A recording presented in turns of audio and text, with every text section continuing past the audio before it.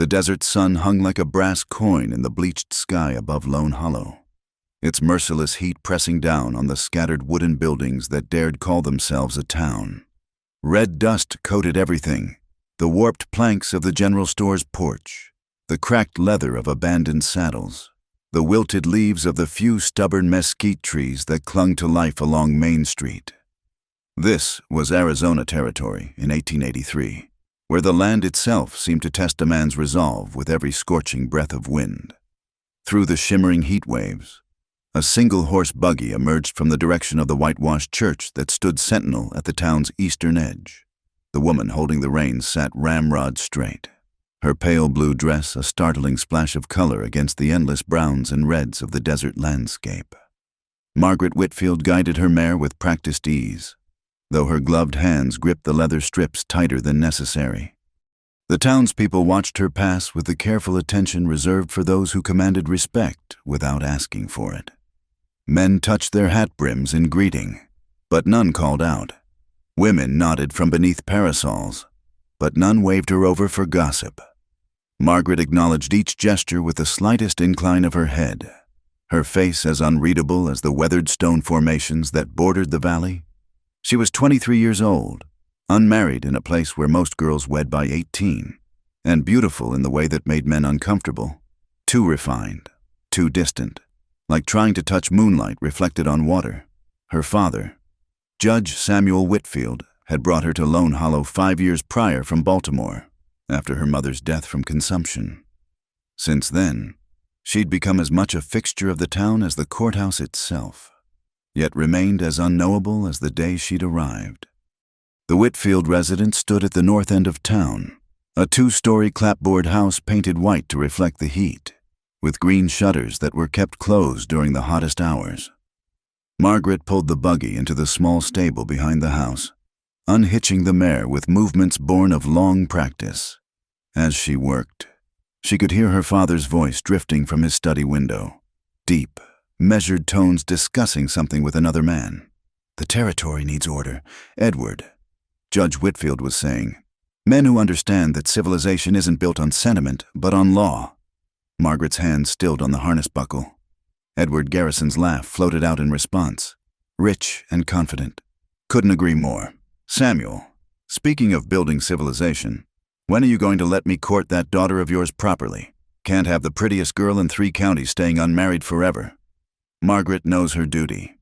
Her father replied, "In time, she'll see the wisdom of a good match. The Garrison name carries weight from here to Tucson."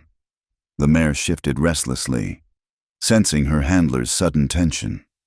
Margaret forced her fingers to resume their work, each movement deliberate and controlled. She led the horse to its stall, filled the water trough, and hung the tack with meticulous care. Only when she was certain both men had moved away from the window did she enter the house through the kitchen door. Their housekeeper, Mrs. Chen, looked up from kneading bread dough. The older woman had worked for the family since their Baltimore days, one of the few Chinese allowed to live within town limits due to the judge's influence. "Miss Margaret," she said softly, her weathered face creasing with concern, "your father asks you join him in the parlor." "I need to change first," Margaret replied, though they both knew it was merely a delay tactic. Upstairs in her room, Margaret unpinned her hat and set it on the bureau with trembling fingers. The mirror reflected a face she'd trained to show nothing: smooth brow, steady gray eyes, lips that rarely smiled. But her hands betrayed her as she pressed them flat against the cool wood of the dresser, trying to stop their shaking. The memory crashed over her like a flash flood in a desert canyon, sudden and overwhelming. 2 years ago, the Garrison Ranch during the Independence Day gathering, the sweet smell of hay in the barn where she'd gone to escape the crowd, Edward's hands, sudden and rough, his whiskey breath hot against her neck as he pushed her against the wall. His voice, slurred but confident. "Your daddy already thinks of me as a son. Might as well get used to this." She'd fought, clawed at his face, left 3 deep scratches down his cheek, but Edward was stronger, and might have succeeded if young Tommy Morrison hadn't wandered in looking for the privy. Edward had straightened his clothes, warned her that no one would believe the judge's daughter had been anything but willing, and left her there in the hay, dress torn and dignity shattered. She'd never told anyone. How could she? Edward Garrison's father owned the bank, the lumber mill, and half the cattle in the valley. The Garrisons and Whitfields dined together every Sunday. Her own father praised Edward as the kind of man who'll bring progress to this wilderness. Margaret opened her journal, a leather-bound book hidden beneath her undergarments in the bottom drawer, and wrote in her careful script, June 15th, 1883. He was here again today. Father speaks of duty and good matches as if I were a heifer at auction. I smiled and nodded when I passed Mrs. Garrison at church. I am becoming accomplished at living inside my own lie. Sometimes I think this desert has dried up everything inside me too, left me as empty as the arroyos after the rain passes through. A knock at her door made her quickly close the journal and slide it back into its hiding place. "Margaret?" Her father's voice, controlled but with an edge of impatience. "We have a guest." She smoothed her skirts, checked her reflection once more, and descended the stairs with the measured grace expected of Judge Whitfield's daughter. In the parlor, Edward Garrison rose from the settee, his bland, handsome face breaking into a smile. The scratches had long since healed, leaving no trace of that day in the barn. "Miss Whitfield," he said, taking her hand and bowing over it. "Lovely as always. I was just telling your father about the new stock I'm bringing in from California. Prime breeding horses." "How interesting," Margaret replied, extracting her hand as soon as politeness allowed. "Edwards invited us to see them next week. Judge Whitfield said—" He was a tall man, austere in black despite the heat, with steel-gray hair and eyes that missed nothing, except, apparently, his daughter's carefully maintained distance from their guest. "I thought you might enjoy the outing." "Of course, Father." They spoke of trivial things, the lack of rain, the new schoolmarm from Ohio, the rumors of Apache raids to the south. Margaret responded when addressed, her voice pleasant and empty. Edward's eyes lingered on her face, possession masquerading as admiration. After an hour that felt like a day, Edward finally took his leave. Judge Whitfield walked him to the door, their voices lowering in private conversation. Margaret escaped to the kitchen, where Mrs. Chen wordlessly handed her a cup of tea. "Bad man," the housekeeper muttered in her accented English, low enough that only Margaret could hear. "His eyes like snake." Margaret said nothing, but her hand tightened on the delicate china cup. That evening, as the sun bled red across the desert sky, she stood at her bedroom window and watched the town settle into night. Somewhere, a dog barked. The saloon at the far end of Main Street began its nightly symphony of piano music and rough laughter. The decent folk would close their shutters and pretend such sounds didn't exist, just as they pretended not to see the bruises on miners' wives or the way certain young women disappeared from town without explanation. This was Lone Hollow, caught between civilization and wildness, where respectability was a performance and justice belonged to those who could afford it. Margaret pressed her palm against the window glass, still warm from the day's heat, and wondered if she would spend her entire life trapped behind windows, watching the world from a safe, suffocating distance. In the distance, a dust devil swirled across the empty plain, violent and free. 2 days later, the stranger arrived. Margaret first saw him from the mercantile window, where she was selecting fabric for new curtains. Her father insisted the parlor ones had grown too faded. The man rode a black horse that looked like it had traveled through hell to reach Lone Hollow, both rider and mount coated in the fine red dust of hard miles. He dismounted outside Murphy's freight office with the fluid grace of someone who lived in the saddle, tall and lean, with dark hair that needed cutting and clothes that had seen better days, canvas pants, worn boots, a shirt that might have once been white, and a leather vest cracked with age. A gun rode low on his hip, tied down in the fashion of men who expected to use it, but it was his stillness that caught her attention, in a town where men strutted and postured. He moved with an economy that spoke of hard-won survival. When Ben Murphy emerged to speak with him, the stranger listened without fidgeting, answered with few words, and shook hands like sealing a bargain rather than proving something. Drifter. Mrs. Paulson sniffed beside Margaret, peering through the window with undisguised disapproval.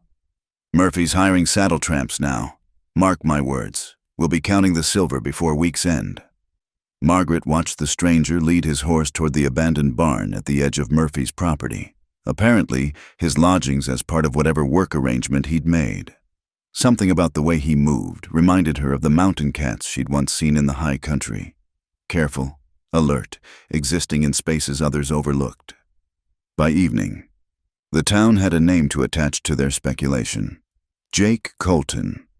The gossip spread from Murphy's to the saloon to the general store with the efficiency of wildfire. He'd fought for the Union, they said, though he looked too young for that to be true. He'd killed a man in Texas, or perhaps it was New Mexico. He'd lived with the Apache, learned their heathen ways. He'd been a lawman gone bad, or an outlaw gone worse. Margaret listened to the rumors swirling through her father's dinner party, the monthly gathering of Lone Hollow's respectable citizens, and noted how each telling grew more elaborate. Edward Garrison held court near the fireplace, whiskey loosening his tongue. "Man like that's got no place near decent folk," he declared. "Murphy should know better than hiring every piece of trash that blows through. Now, Edward," Judge Whitfield interjected mildly, "every man deserves the chance to prove himself through honest work. That's what separates us from the territories still mired in lawlessness." But Margaret caught the look that passed between the two men. The judge might preach fairness in public, but private understandings ran deeper than law. She excused herself early, claiming a headache. In her room, she stood at the window and looked out toward Murphy's barn. A small fire flickered in the darkness, the stranger making his camp. She wondered what it would be like to own nothing but what you could carry, to owe nothing to anyone but yourself. The next morning, she saw him again at the well behind Murphy's. He was washing the trail dust from his face and arms, movements efficient and unself-conscious. When Tommy Morrison ran past chasing his hoop, the stranger caught it before it could tumble into the well, handing it back to the boy with what might have been the ghost of a smile. "Thank you, mister," Tommy piped up. "Ma says you're dangerous. Your ma's a smart woman," Jake Colton replied, his voice carrying a trace of somewhere else, not the flat tones of the territory, but something from back east worn rough around the edges. Tommy studied him with the fearless curiosity of childhood. "You don't look so dangerous. Just tired." "Those can be the same thing, boy." It was then that the stranger's eyes lifted and met Margaret's across the dusty space between buildings. She should have looked away, should have hurried on with her errand like any proper lady catching a laborer at his ablutions. Instead, she found herself frozen by what she saw in that dark gaze, not the hot possessiveness of Edward Garrison or the calculating assessment of her father's associates, but something deeper and more dangerous. Recognition, perhaps, the look of one exile acknowledging another. He was the first to break the contact, turning back to the well without acknowledgement. Margaret forced her feet to move, continuing toward the post office with her heart beating strangely in her chest. That Sunday, Reverend Halstead preached on the wages of sin and the importance of keeping to one's ordained place in God's design. Margaret sat in the family pew, gloved hands folded over her hymnal, and let the words wash over her without landing. Through the church window, she could see dust devils dancing across the desert, wild and unrepentant. After the service, as the congregation gathered in the churchyard for socializing, she noticed Jake Colton working on Murphy's fence line. He'd removed his shirt in the heat, and the sun caught on something at his throat, tags of some kind on a leather cord. The scars on his back told their own stories. White lines crossing brown skin like a map of violence survived. "Disgraceful," Edward's voice came from behind her. "Working on the Lord's Day, and in view of the church, no less." She turned to find him standing too close, as he always did. "Mister, Murphy's freight doesn't stop for Sunday. I imagine his workers can't afford to either. Always so charitable in your thinking." Margaret, his hand touched her elbow, proprietary and unwelcome. When we're married, I'll make sure you don't have to concern yourself with such people." The words hung between them like a threat dressed in promise. Margaret stepped away under the pretense of adjusting her parasol. "I wasn't aware we were engaged, Mr. Garrison." His smile never wavered. "Just a matter of time and paperwork. Your father and mine have an understanding." "How nice for them." The edge in her voice made his eyes narrow slightly. "You're tired from the heat. Let me drive you home. Mrs. Chen is expecting me to help with supper preparations." "The Chinaman can wait." "Mrs. Chen," Margaret corrected coolly, "is not a man. Good day, Mr. Garrison." She walked away before he could respond, feeling his stare burning into her back like a brand. At the corner of the churchyard, she glanced back toward Murphy's fence. Jake Colton had returned to his work, hammer rising and falling in steady rhythm. But something in the set of his shoulders suggested he'd been watching the exchange. That night, Margaret lay awake listening to coyotes calling in the darkness. The sound always made her think of freedom and loneliness in equal measure, creatures that survived by keeping to the margins, never quite wild enough to forget what they'd lost, never tame enough to come in from the cold. In her journal, she wrote, June 18th, 1883. "A stranger has come to town. Father would say I shouldn't notice such things, but there's something about him that makes me think of water in the desert, necessary and dangerous in equal measure. I am perhaps losing my mind in this place. Sometimes I dream of walking into the desert and never stopping, just to see how far I could get before the sun claims me. Would that be freedom or merely another kind of prison? I no longer know the difference." The next morning would bring the incident that changed everything. The moment when Jake Colton stepped out of the shadows and into her life with consequences neither could have foreseen. But for now, in the depth of desert night, Margaret Whitfield closed her eyes and tried not to dream of dark eyes that saw too much and scarred hands that had survived worse than Lone Hollow could imagine. The morning heat was already building when Margaret arrived at Murphy's freight office to collect a parcel her father had ordered from Tucson. The usual bustle of workers loading wagons filled the yard, but she kept her eyes fixed ahead, aware of being a splash of feminine propriety in a world of rough men and rougher language. "Miss Whitfield." Ben Murphy greeted her, wiping his hands on a leather apron. "Got your father's books right here. Heavy load, legal volumes from back east." As Murphy disappeared into the back room, Margaret found herself alone among the crates and barrels.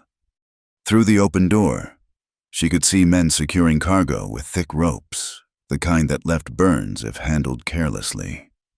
Her own hands, despite her privileged life, bore the faint calluses of reins and household work, badges of practicality in a place that demanded it even from judges' daughters. "Let me help with that." The voice came from behind her, low, careful, like someone used to not startling wild things. Jake Colton stood in the doorway, hat in hand, sweat already darkening his shirt from the morning's labor. "That's not necessary," Margaret replied, though Murphy was still searching for the parcel. "I'm quite capable of managing. Never said you weren't." He moved past her to shift a crate that blocked the narrow aisle, his movements economical and strangely graceful for such a rough-hewn man. This close, she could smell leather and horse and something else, sage, maybe, or creosote from the desert plants. Murphy emerged with a wooden crate. "Here we are. Careful now. These books cost more than most folks see in a year." He started to lift it, then winced, favoring his back. "Jake, carry this out to Miss Whitfield's buggy. Will you?" Jake took the crate easily, though Margaret could see the weight of it in the tension of his arms. She followed him out into the blazing sunlight, hyper-aware of every curious glance from the other workers. A judge's daughter didn't walk alongside hired hands, especially not ones with questionable pasts. At her buggy, Jake set the crate carefully in the back and began securing it with rope. His hands moved with practiced efficiency, creating knots that would hold over the roughest road. Margaret found herself watching those hands scarred across the knuckles, brown from sun, but surprisingly gentle with the rope. "You know your knots," she heard herself say. He glanced up, and again she was struck by his eyes, dark as coffee, holding depths she couldn't read. Army teaches you to secure things proper. Lost too much to loose knots and wishful thinking. Before she could respond, the rope slipped. The rough hemp scraped across her hand as she instinctively reached to help, leaving an angry red welt across her palm. She bit back a gasp, but Jake had already seen, without asking permission. He took her hand in his, examining the rope burn with a frown. "Need to clean that," he said. "Hemp's dirty. Could fester." The rational part of her mind screamed that she should pull away, that someone might see, that this was beyond improper. But something about his touch, impersonal as a doctor's, yet somehow more intimate, held her still. His thumb brushed the edge of the burn, and she shivered despite the heat. "I have medical supplies," she managed. "At home. Murphy keeps iodine in the office." He was already guiding her back inside, his hand on her elbow, light but insistent. The other workers had moved on to different tasks, leaving them momentarily unobserved.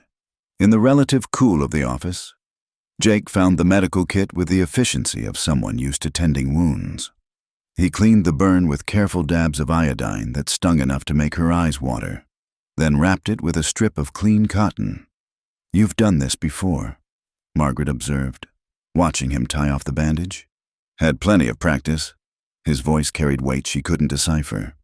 "Wars are good for teaching you how to patch things up, people and otherwise." Which war? She knew she shouldn't ask. Shouldn't extend this strange intimacy. But the question emerged anyway. The one that killed boys and made ghosts. He released her hand, stepping back to a proper distance.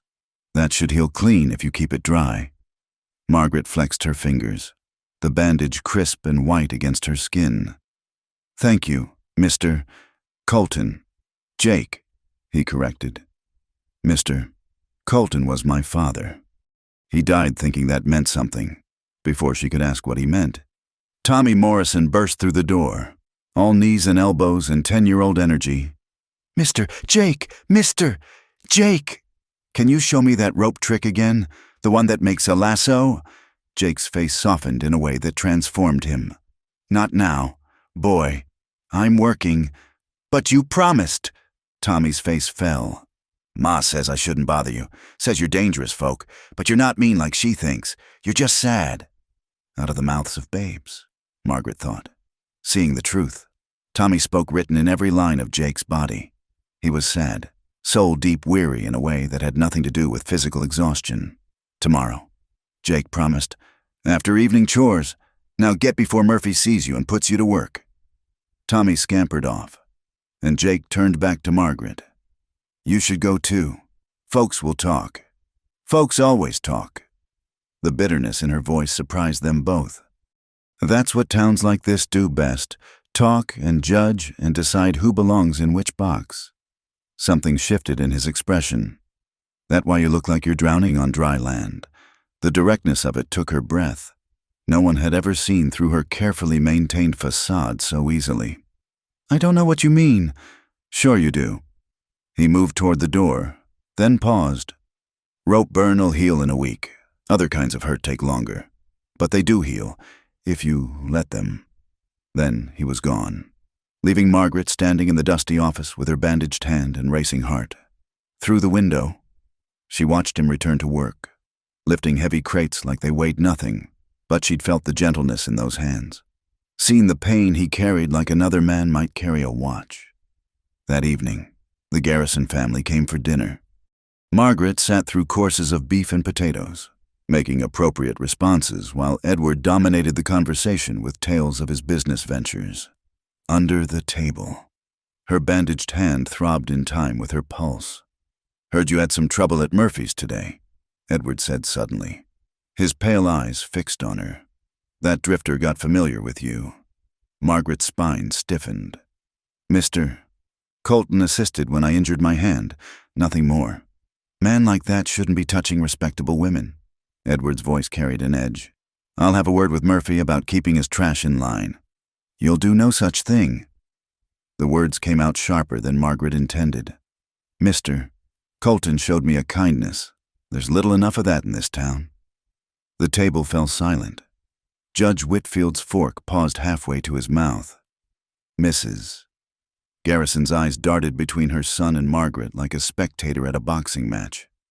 "Margaret," her father said carefully, "you must understand that your position requires maintaining certain distances.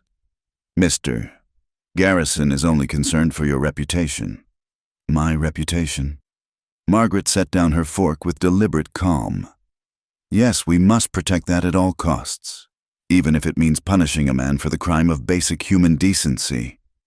"Margaret," her father began, but she was already rising. "If you'll excuse me, I find I have a headache." She left before anyone could object, climbing the stairs with measured steps when what she wanted was to run. In her room, she unwound the bandage from her hand. The burn was already looking better, the angry red fading to pink. Jake had been right. It would heal clean. Through her window, she could see the flicker of fire from his camp behind Murphy's barn. Was he alone there, eating whatever rough meal he'd managed? Did he think of home, wherever that had been before the war made him into something else? The next evening, Margaret found herself walking past Murphy's as the sun painted the desert in shades of gold and crimson. She told herself she was simply taking air after a stifling day, that her path was coincidence.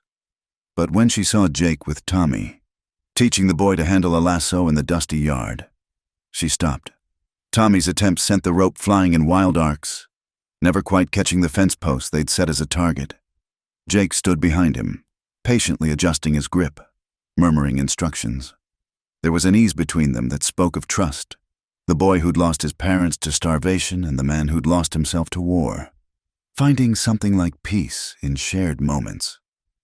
"You're thinking too hard," Jake told Tommy. "Rope knows what to do if you let it, but I want to get it right."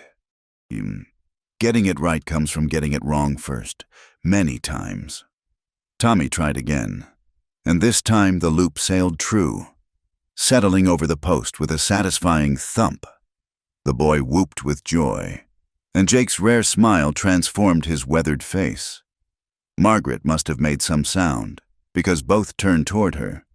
Tommy waved enthusiastically. "Miss Whitfield, look what I can do." She found herself drawn into their circle, watching Tommy demonstrate his new skill with infectious pride. Jake stood slightly apart, but she felt his awareness like heat from a stove. "Would you like to try?" Tommy offered, holding out the rope. "Ladies don't rope cattle, boy," Jake said quietly. "Why not?" Margaret heard herself ask. "If the rope knows what to do, does it care who's holding it?" Something flickered in Jake's eyes. Surprise. Maybe. Or approval. He took the lasso from Tommy and held it out to her. "Show you the grip, if you want." This was madness. If anyone saw. But the sun was setting and the town was at supper, and something rebellious rose in Margaret's chest. She took the rope, letting Jake position her hands correctly. He stood behind her, not quite touching, but close enough that she could feel his presence like electricity before a storm. "Elbow up," he murmured. "Let your wrist do the work, not your arm." She threw the rope. It fell laughably short of the target, landing in a tangle. Tommy giggled, but not unkindly. "That's how mine looked first time too." "Try again," Jake said. "Remember, the rope knows." On her fourth attempt, the loop caught the post. Not perfectly, not gracefully, but it caught. Margaret laughed, really laughed, for the first time in longer than she could remember. The sound seemed to surprise all three of them. "I did it." "You did," Jake agreed. There was something soft in his expression, quickly shuddered. "Natural talent. Can we do this again tomorrow?" Tommy asked eagerly. "Tommy, I don't think," Margaret began. But Jake interrupted. "Boys got chores in the evening. But maybe Miss Whitfield could use some air same time now and then. Desert's good for headaches, I hear." Their eyes met over Tommy's head. It was an invitation and a question wrapped in careful words. Margaret knew she should refuse, knew the dangerous ground they were approaching. But she thought of endless dinners with Edward, of her father's plans for her future, of the walls closing in day by day. "Perhaps," she said. "The evening air is beneficial." She left them there, walking home through gathering shadows. Behind her, she heard Tommy's voice carrying on the still air. "I like her, Mr. Jake. She's sad like you, but she smiles prettier." That night, Margaret wrote in her journal with her healing hand. June 22nd, 1883. "I threw a lasso today. Such a small thing. Yet it felt like breaking chains I didn't know I wore. There's something about him, about Jake, that makes me remember I'm alive beneath all this propriety. He sees me, not the judge's daughter or Edward's future prize, but whatever remains of the girl who once believed the world held more than duty and suffocation. This is dangerous ground. I know this. But when the choice is between dangerous and dead, is it really a choice at all?" 3 days later, everything changed. Margaret had continued her evening walks, sometimes finding Jake and Tommy, sometimes just catching a glimpse of the campfire that said he was there. They spoke in careful sentences when they met, but beneath the words ran a current of understanding that needed no voice. Then came the night of the garrison party. The garrison house blazed with lanterns, casting long shadows across the manicured grounds where Lone Hollow's elite gathered to celebrate Edward's latest business venture. Margaret stood near the punch bowl, her emerald dress feeling like armor that offered no real protection. The evening air hung thick with perfume, cigar smoke, and the cloying scent of social ambition. "There's my future bride." Edward's voice came from behind her, slightly slurred from whiskey. His hand found her waist, possessive and unwelcome. "Beautiful as always, though you've been scarce lately. Father thinks you're playing hard to get." Margaret stepped away under the pretense of refilling her glass. "I've had household duties. Those evening walks of yours." His smile held no warmth. "Mrs. Paulson mentioned seeing you near Murphy's. Strange place for a lady's constitutional. Fresh air doesn't discriminate by neighborhood. Mr. Garrison." Edward moved closer, backing her against the refreshment table. "When we're married, you won't need to wander. I'll keep you so well occupied you won't have time for adventures." His breath reeked of alcohol and entitlement. Margaret's hand tightened on her glass, remembering another time he'd cornered her, how helpless she'd felt. But something had changed since then. Jake's words echoed in her mind. "Other kinds of hurt take longer, but they do heal, if you let them." "Excuse me," she said firmly. "I need air." She slipped past him toward the garden, but Edward followed, catching her arm. "Don't walk away from me, Margaret. My father promised nothing that binds me." She tried to pull free, but his grip tightened, fingers digging into her skin through the silk. "You need to learn your place." He began steering her toward the darker part of the garden, away from the lanterns and guests. "Maybe another lesson would help you remember." Panic flared in Margaret's chest. Not again.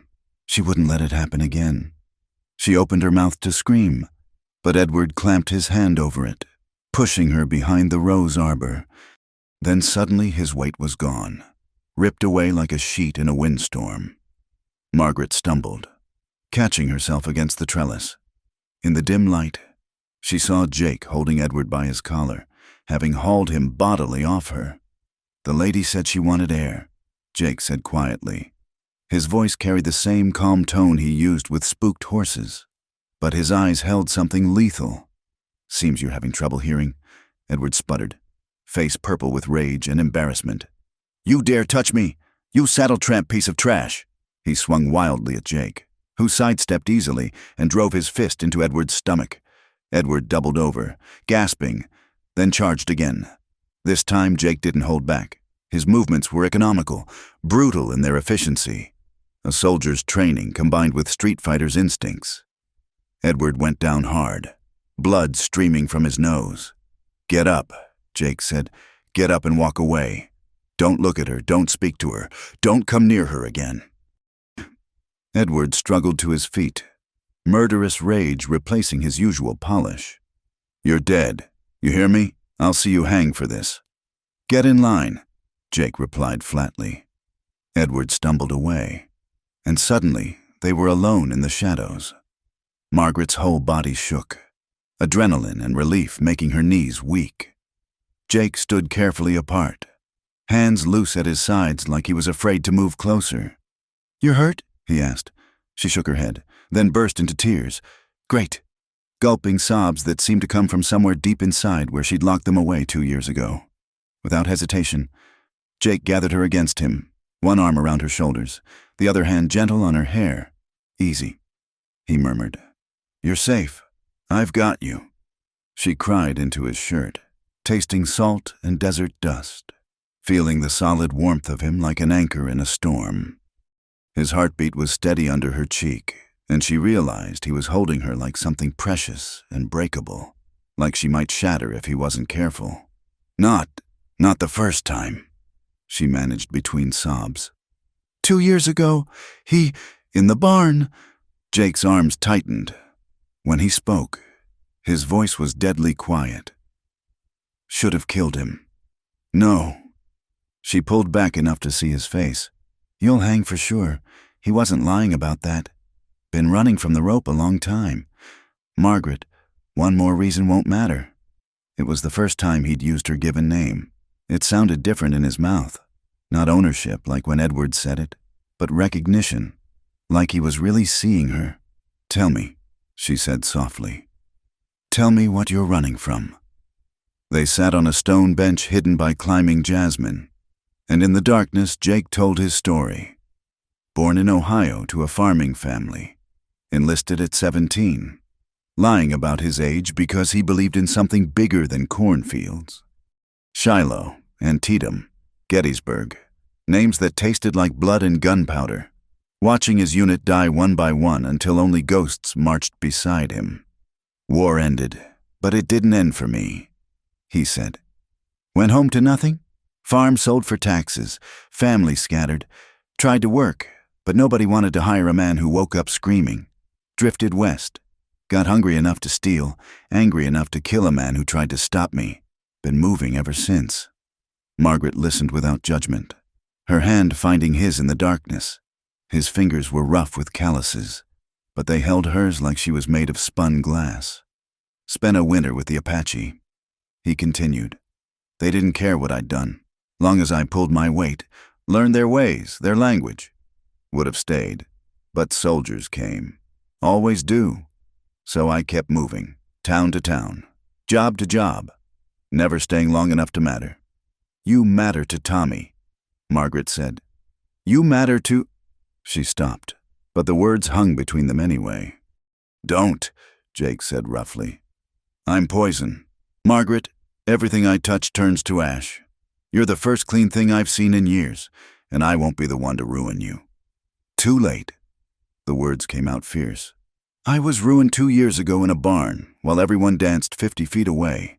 Every day since, I've been dying by degrees.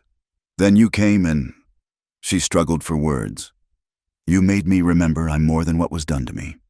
Jake turned to face her fully. In the faint light, she could see the war in his expression, wanting against wisdom, hope against history. "You don't know what you're saying.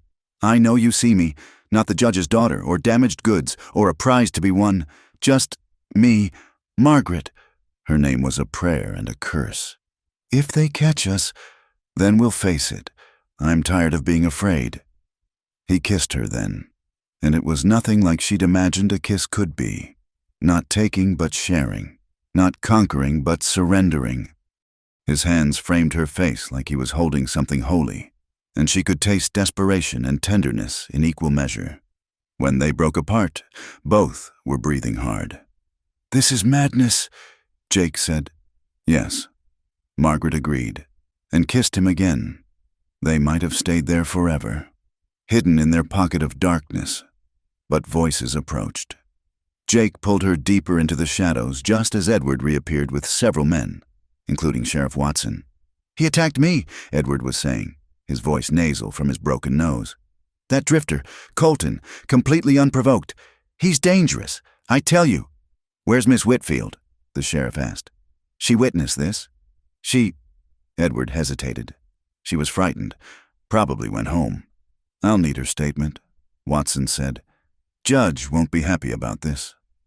They moved on, and Jake exhaled slowly. You need to go. Out the back gate.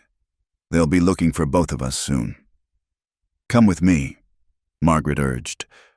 We could leave tonight, take horses and be hunted like animals? No. He cupped her face gently. Go home. Act surprised when they tell you never saw anything. I won't lie to protect Edward. Then tell the truth. Say he grabbed you. Say I intervened. But nothing else. His thumb traced her cheekbone. Promise me. Margaret nodded reluctantly. Where will you go? Back to Murphy's for now. See what morning brings. He pressed his lips to her forehead. Go, please. She went, slipping through shadows like she'd learned to do something besides embroider. Behind her. She heard shouts as the search began in earnest. At home, she crept upstairs, changed her dress, and was brushing her hair when her father burst in. Margaret, thank God! Edward was drunk, she said calmly. He grabbed me, wouldn't let go. Mr. Colton stopped him. Judge Whitfield's face went through several expressions. Stopped him how? I don't know. I left when they started fighting. Not quite a lie. Her father studied her for a long moment. Did he harm you? No, Mr. Colton prevented that. Something passed through her father's eyes, perhaps remembering she'd returned disheveled from a party 2 years ago, claiming headache, but he said only, Sheriff Watson will want your statement in the morning. Margaret nodded. When he left, she went to her window. In the distance, she could see torches moving through town, the search party. She pressed her palm against the glass and prayed to a God she wasn't sure was listening anymore. That night in her journal, she wrote, June 25th, 1883. Everything has changed. I know what it means to be kissed by someone who sees your soul. I know what it means to be held like you matter. I also know what it means to love someone you cannot have. Jake thinks he's poison, but he's wrong. He's rain in the desert, dangerous in its power, life-giving in its presence. Tomorrow they'll come with their questions and their judgment. I'll tell enough truth to satisfy them, but the real truth, that I would burn this whole town down to keep him safe, must remain locked in these pages. God help me. I think I would choose him over everything. Perhaps I already have. Dawn came too soon, bringing with it the reckoning Margaret knew was inevitable. Through her window, she could see Jake being led to the sheriff's office in shackles, his face calm, but his eyes finding her window for just a moment. In that look was goodbye, an apology, and something else that made her heart break cleanly in two. The trial of Jake Colton was about to begin, and Margaret Whitfield would have to decide between the life she'd been given and the one she'd chosen in a garden full of shadows and dangerous hope. The courthouse stood like a monument to order in the chaos of Lone Hollow, its whitewashed walls glaring in the morning sun. Margaret sat in the gallery, her gray dress chosen for its severity, her face carefully composed into the mask she'd perfected over years. Below, Jake stood in shackles before her father's bench, looking somehow smaller in the formal setting, yet unbowed. Word had spread quickly through town. By the time Sheriff Watson brought Jake in, half of Lone Hollow had gathered to witness the spectacle. Edward Garrison sat in the front row, his face still bearing the marks of Jake's fists, playing the wounded victim with practiced ease. This court will come to order, Judge Whitfield intoned, his gavel sharp as gunshot. Mr. Colton, you stand accused of assault with intent to commit murder and attempted theft of property. Margaret's breath caught. Theft? She watched Jake's jaw tighten, but he remained silent.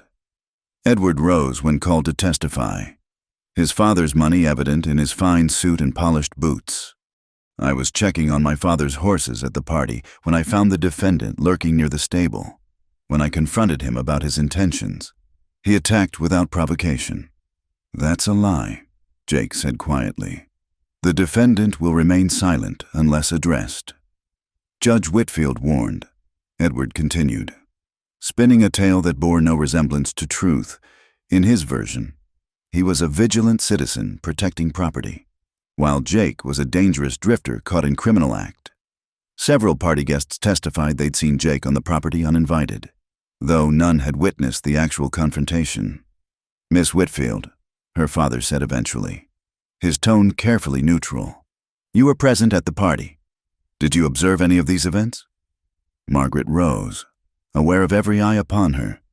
This was the moment. Truth or complicity, courage or cowardice. She looked at Jake, who gave an almost imperceptible shake of his head. "Protect yourself," his eyes said. "I was in the garden when I heard a disturbance," she began carefully. "Mr. Garrison appeared to be in an altercation with Mr. Colton." "Appeared to be," her father pressed. "It was dark. I couldn't see clearly." "But you were with Garrison earlier in the evening?" Margaret's hands clenched in her skirts. "Briefly. He'd been drinking. He was insistent in his attentions." A murmur ran through the crowd. Judge Whitfield's face remained impassive, but she saw his knuckles whiten on the gavel. "Insistent how?" "He grabbed my arm when I tried to leave his company. He wouldn't release me. And then," Margaret met Jake's eyes again. "So much she couldn't say. So much that would damn them both. I don't know. Someone pulled him away. When I looked again, they were fighting." "You can't identify who initiated the physical confrontation?" The lie tasted like ashes. "No, Father, I cannot." Jake closed his eyes briefly, and she knew he understood. She'd protected what she could of the truth while keeping them both from the gallows. The trial continued through the afternoon. Without Margaret's clear testimony against Jake, the evidence grew thin. But thin evidence had hanged men before in territories hungry for order. When Judge Whitfield called for recess, Margaret slipped out the back. She found Tommy Morrison sitting on the courthouse steps, tears streaming down his dirty face. "They're gonna hang Mr. Jake, aren't they?" Margaret knelt beside him, her skirts pooling in the dust. "We don't know that yet. He never stole nothing. He was protecting you. I saw him follow when Mr. Garrison took you to the garden. He told me to stay with Mrs. Murphy, but I watched." Tommy's young face held determination beyond his years. "I could tell them—" "No." Margaret grasped his thin shoulders. "Your word against Edward Garrison's, they dismiss it or worse. Say Jake corrupted you. Promise me you'll stay quiet." Tommy's face crumpled, but he nodded. Margaret pulled him close. This orphan boy who'd lost so much already and stood to lose the only man who'd shown him kindness. That evening, the town held its collective breath. Judge Whitfield had retired to consider the verdict, leaving Jake in the jail under Sheriff Watson's watch. Margaret paced her room like a caged animal, her mother's necklace clutched in her hand, a small gold locket with a picture of her parents on their wedding day, young and hopeful in a way that seemed foreign now. A soft knock interrupted her spiral toward despair. "Mrs." Chen entered with tea and a meaningful look. "Sheriff Watson at saloon. Deputy Barnes watching jail. Boy drinks heavy, sleeps heavier." Margaret stared at the elderly woman. "I don't understand." "You understand." "Mrs." Chen set down the tray with deliberate care. 20 minutes, maybe 30. Back door, through kitchen. I see nothing. Know nothing." Margaret's heart hammered. "Mrs. Chen, if my father—" "Your father good man, but blind man sometimes. Your mother see you now. She understand. She know what love worth." The housekeeper moved to the door, then paused. "You strong girl. Stronger than this place. Remember that." Margaret didn't hesitate further. She threw on a dark cloak and crept through the house like a thief. The streets lay empty. Good folk inside after dark. At the jail, she could see Deputy Barnes through the window, head tilted back, snoring. The keys hung on a peg just inside the door. The cell was at the back, barely lit by a single lantern. Jake looked up as she approached, his face cycling through surprise, joy, and despair in rapid succession. "Margaret, what are you—" "Quiet," she whispered, trying keys until one turned. The cell door swung open with a creak that seemed loud as thunder. "We're leaving. We're not going anywhere." He didn't move. "Turn around and go home before someone sees you." "Jake, please." She entered the cell, grasping his hands. They were cold, the shackles leaving raw marks on his wrists. "My father will convict you. Maybe not hanging, but prison, years in Yuma, and you won't survive that. Rather Yuma than watching them destroy you for helping me." He pulled free gently. "This isn't your fight." "Yes, it is." The words came fierce and desperate. "You made it my fight when you saw me as more than the judge's damaged daughter. When you made me remember what it felt like to be alive. Margaret, I love you." The words hung between them like a challenge. "I don't care if it's too soon or improper or dangerous. I love you, and I won't watch them cage you for the crime of defending me." Jake's control finally broke. He pulled her against him, kissing her with desperate hunger. When they parted, his eyes were wet. "You beautiful, impossible woman. You'll be the death of me. Better that than this." She tugged at his hands. "Come on, Mrs. Chen won't be able to distract forever." This time, he followed. They slipped out into the night, keeping to shadows, at Murphy's stable. Margaret had already prepared 2 horses saddled and provisioned, courtesy of Ben Murphy, who asked no questions when she'd appeared with gold coins that afternoon. "Wait," Jake said as she moved to mount.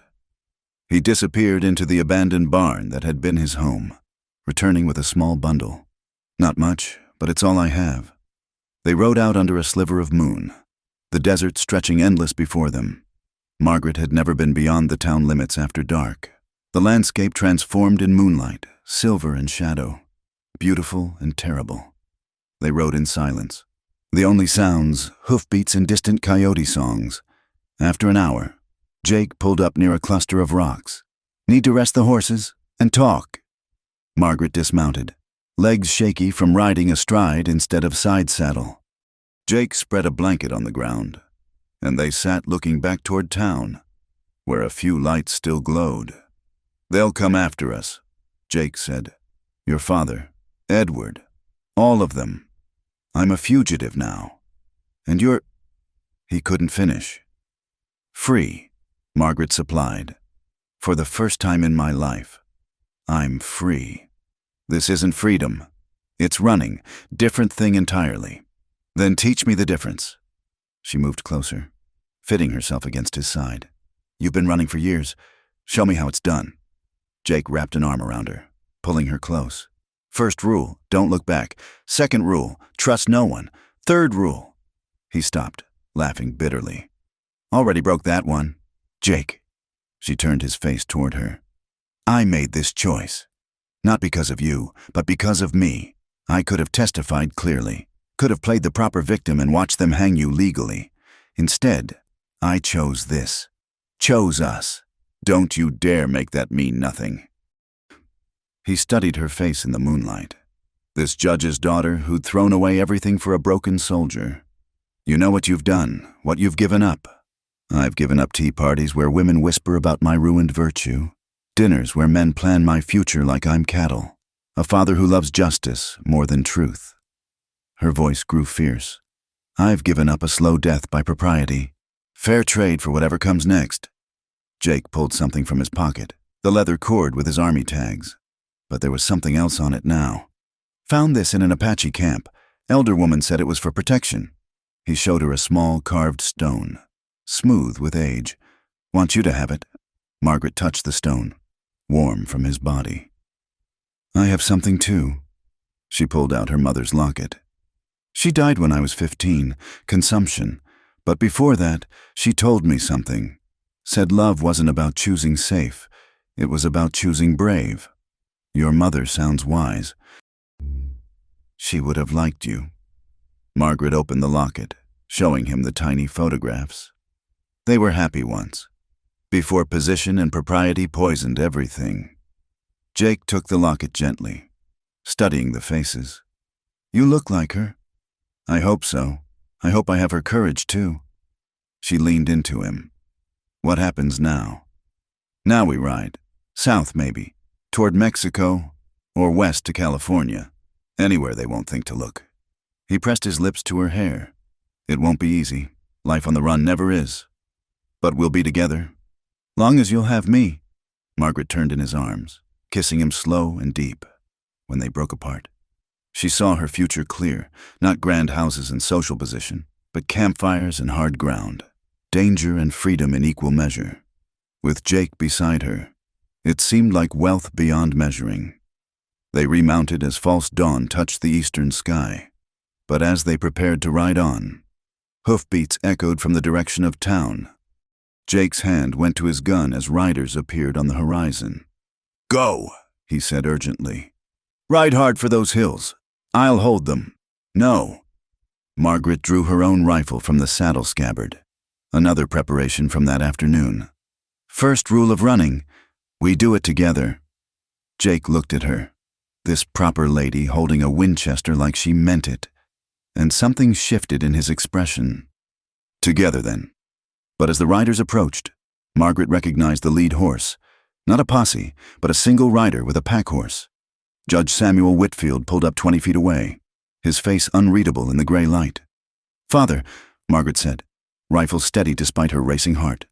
The judge studied them for a long moment, his daughter transformed, the drifter who'd stolen her, the future narrowing to this moment in the desert. Then he did something unexpected. He dismounted and pulled a leather satchel from his saddlebag.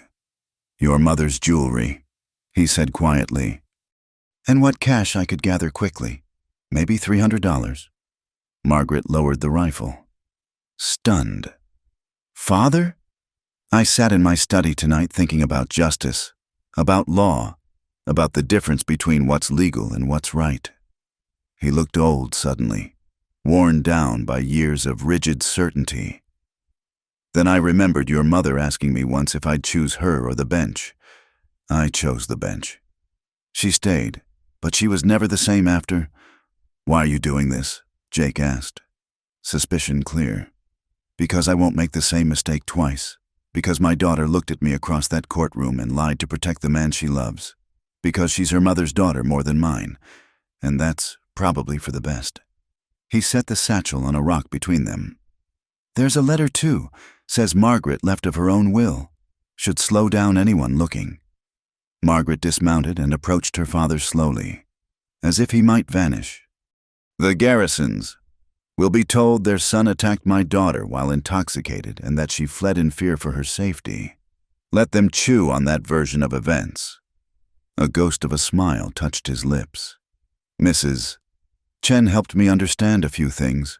That woman sees more than she lets on." "Come with us," Margaret said impulsively. "No, my place is here, for whatever years remain. But yours," he looked at Jake. "Can you keep her safe?" "With my life," Jake said simply. "See that you do." The judge mounted his horse, then paused. "There's a mission town called Santa Rosa, 3 days south. Father Miguel doesn't ask questions if people need help, or marriages performed." Margaret's eyes filled with tears. "Father, Be happy, Margaret. Be brave. Be everything this town would never let you become." He touched his hat brim. "I'll tell them you're gone to your aunt in San Francisco. By the time they learn otherwise, the trail will be cold." He rode away without looking back, a straight-backed figure disappearing into the rising sun. Margaret stood watching until Jake touched her shoulder gently. "We should go. He's given us time, but not much." Margaret picked up the satchel, feeling the weight of her mother's pearls and her father's unexpected blessing. "Santa Rosa. If you're willing, make this proper in at least one way." She smiled through tears. "Race you there." They mounted up and rode south, the sun painting the desert gold before them. Behind lay everything Margaret had known: position, security, the slow suffocation of propriety. Ahead stretched uncertainty, danger, and the promise of a life lived on her own terms. Beside her, Jake rode steady and sure, this broken soldier who'd taught her that surviving wasn't the same as living. She thought of her mother's locket, now resting against her heart. Love wasn't about choosing safe, it was about choosing brave. Margaret Whitfield had finally chosen brave. The mission of Santa Rosa appeared through the desert heat like a vision adobe walls the color of dried blood.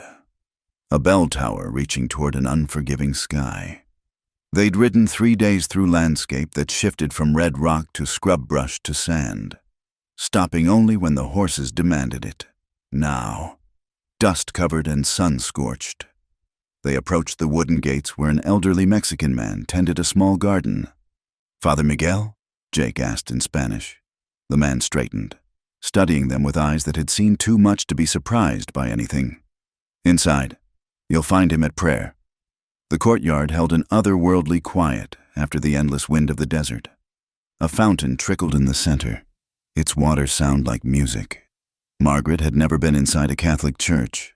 Her father's stern Protestantism forbade such things. But here, she felt only peace. Father Miguel proved to be a small man with silver hair and hands that moved like birds when he spoke.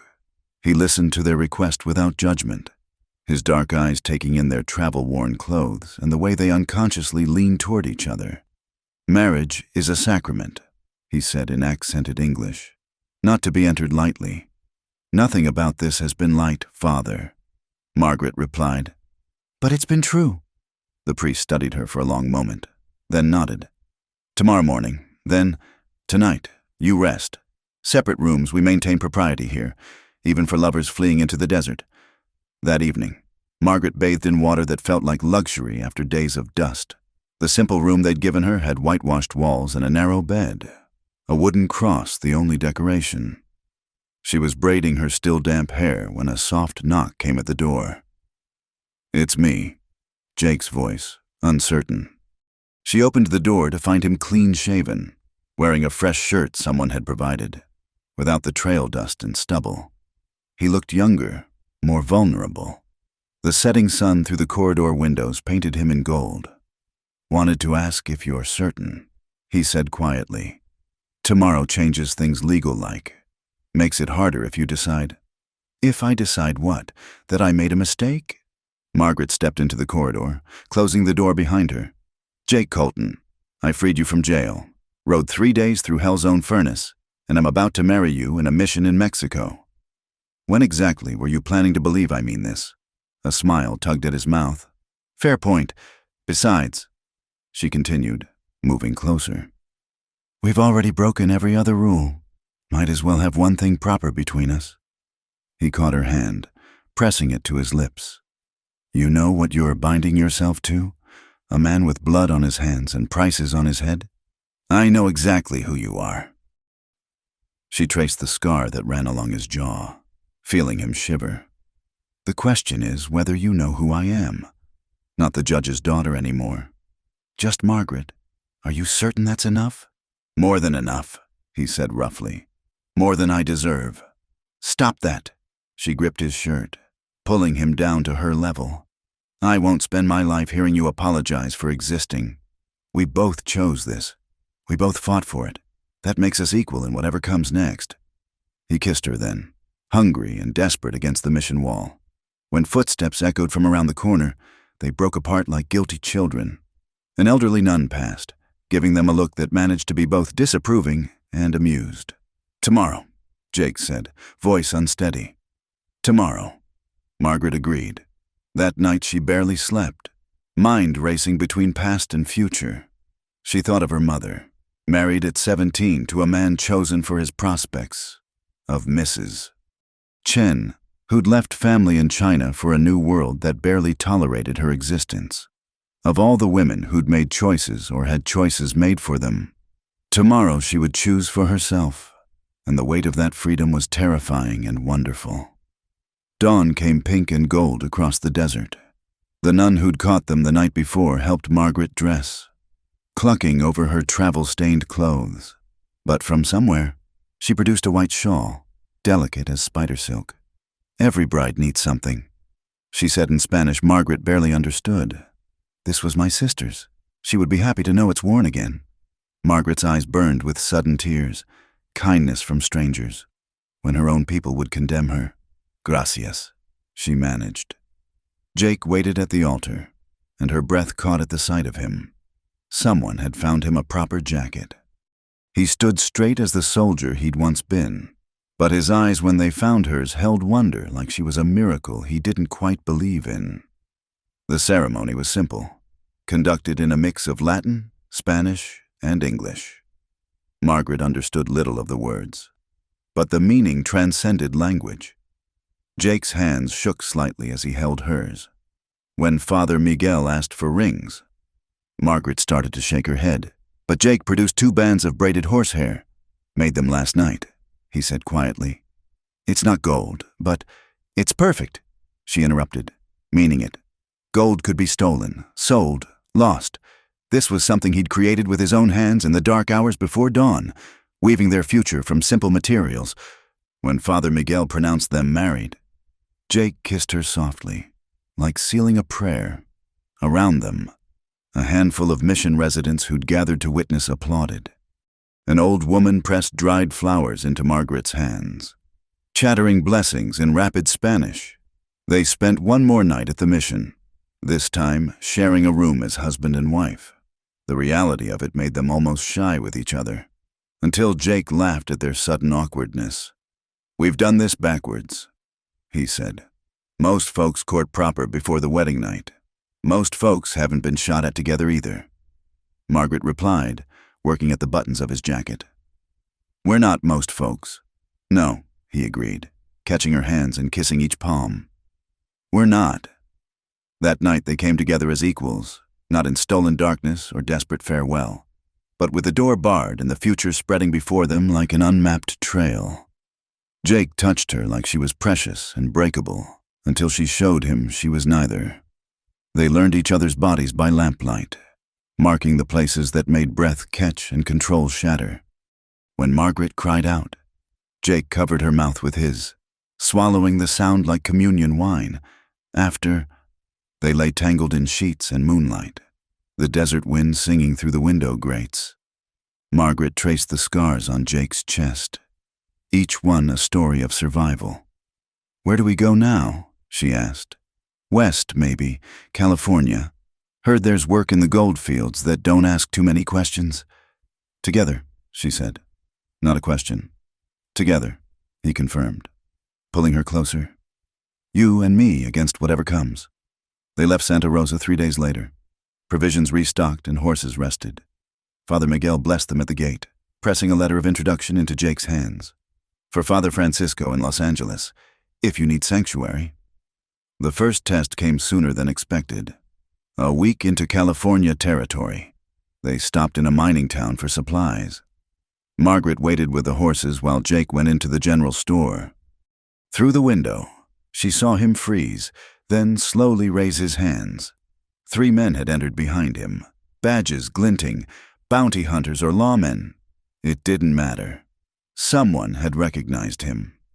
Margaret's heart hammered as she weighed options. The rifle was in reach, but 3 against 2 in daylight meant death. Instead, she did something else. Tying the horses to the rail, she walked into the store like a woman without fear. "Jacob," she called out brightly, moving past the lawman to take Jake's arm. "Did you find the medicine for little Sarah?" Jake caught on instantly. "Not yet, darling. These gentlemen were just asking about a fugitive." The lead man interrupted, eyes suspicious. "Jake Colton, escaped prisoner from Arizona territory." Margaret laughed, the sound bright as breaking glass. "Jake Colton? Oh my. Jacob. Didn't we meet a man by that name in Tucson last year? Rough fellow. Very unsavory." "That's right," Jake agreed, affecting a lighter accent. "Bought a horse from him. Probably stolen." The lawman studied Jake's face, comparing it to whatever description he carried. Jake had shaved his beard, cut his hair shorter. With Margaret on his arm playing devoted wife, he looked like a different man entirely. "You folks traveling through?" the second lawman asked. "To Sacramento." Margaret lied smoothly. "My sister's expecting her first child. We're bringing supplies from her store back home." She squeezed Jake's arm. "Aren't we, darling?" Tense moments passed. Then the lead lawman touched his hat. "Safe travels then.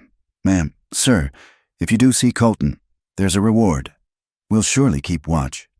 Margaret assured him, They completed their purchases with agonizing normalcy, Margaret chattering about her fictitious sister while Jake stayed largely silent. Only when they were 5 miles out of town did either dare breathe properly. "Little Sarah?" Jake asked. "First name I thought of." Margaret's hands shook as she gripped the reins. "That was too close. That was brilliant." Pride colored his voice. "Where'd you learn to lie like that?" "Years of practice. Lying about being happy. Lying about being fine." She managed a smile. "At least now I'm lying for something worthwhile." They traveled more carefully after that, avoiding main towns when possible. Margaret learned to alter her appearance, hair up or down, different clothes, sometimes adding a pillow beneath her dress to simulate pregnancy. Jake grew his beard again, walked with a slight limp when they had to be seen. They became ghosts of themselves, shadows passing through the California landscape. 2 months into their marriage, they found work at a ranch in the San Joaquin Valley. The owner, a widow named Mrs. Patterson, asked no questions beyond whether they could work. Jake hired on as a horse trainer, Margaret as cook and household help. For 6 weeks, they lived something approaching normal life. Margaret learned to cook over a wood stove, to mend clothes with clever patches when new ones couldn't be afforded. Her hands, once soft from ladies' work, grew calloused and strong. Jake gentled wild horses with patience she recognized from how he'd gentled her. In the evenings, they sat on the porch of their tiny cabin, watching sunset paint the mountains purple. "Is this enough?" Jake asked one night. "This life?" Margaret considered. Her dress was patched, her hair simple braided. She smelled of lye soap and horse sweat instead of rosewater. By Lone Hollow standards, she'd fallen far. "I had silk dresses and crystal glasses," she said finally.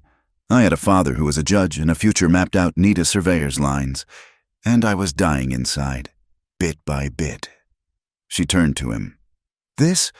Work that matters. A man who sees me true. Freedom to choose my own way. This is wealth beyond measure." But freedom had its price, and it came due on an October morning when riders appeared on the horizon. Mrs. Patterson met them at the gate while Margaret and Jake watched from the barn. "Bounty hunters," Jake said quietly. "Same ones from the mining town, plus more." They had minutes, maybe less. Jake saddled their horses while Margaret grabbed their meager possessions. As they prepared to flee again, Mrs. Patterson appeared. "Back door," she said briskly. "Follow the creek bed north. There's caves about 5 miles up. Hide until dark." She pressed a cloth bundle into Margaret's hands. "Food. Now go." They went, horses splashing through shallow water to hide tracks. Behind them, voices rose in anger as the hunters found their quarry gone. In the caves, they huddled together, listening for pursuit that never came. Mrs. Patterson had bought them time with a misdirection. "Can't keep running forever," Jake said into the darkness. "They'll catch up eventually. Then we go farther. Mexico again, or a ship to Panama. Somewhere they won't follow. That takes money we don't have."